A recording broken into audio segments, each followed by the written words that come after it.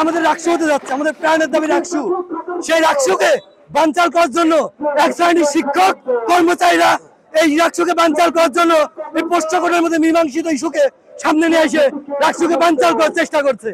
কিন্তু তারা হয়তো জানে না এই বিপ্লবী শিক্ষার্থী সমাজ এই পোষ্যকোটের মতো মীমাংসিত ইস্যুকে ধূলিসাৎ করে দেবে, তা যদি আবার সামনে নিয়ে আসার চেষ্টা করে। পোষ্যকোটা প্রশাসন যে পোষ্যকোটা ফিরে নিয়ে আসতেছে, এই পোষ্যকোটার বিরুদ্ধে আমরা জিরো টলারেন্স ঘোষণা করছি।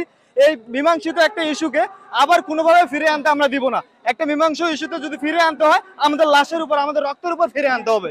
আমাদের কথা হচ্ছে, একটা কৃষকের ছেলে সে যদি নারায়ণগঞ্জ থেকে এসে রাজশাহীতে পড়তে পারে, এইখানে যে বিশ্ববিদ্যালয়ে চাকরি করে, সে কেন নারায়ণগঞ্জ বা ঢাকা বিশ্ববিদ্যালয় বা চট্টগ্রাম বিশ্ববিদ্যালয় বা অন্য কোনো জায়গায় পড়তে পারবে না? তাহলে তারা কেন পোষ্যকতার আশ্রয় নিবে এখানে ভর্তি হওয়ার জন্য?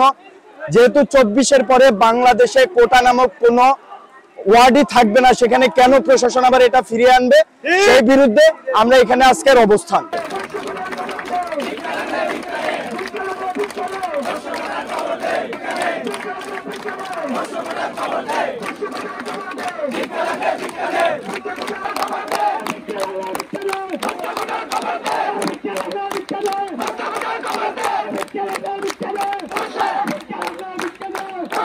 খবর দে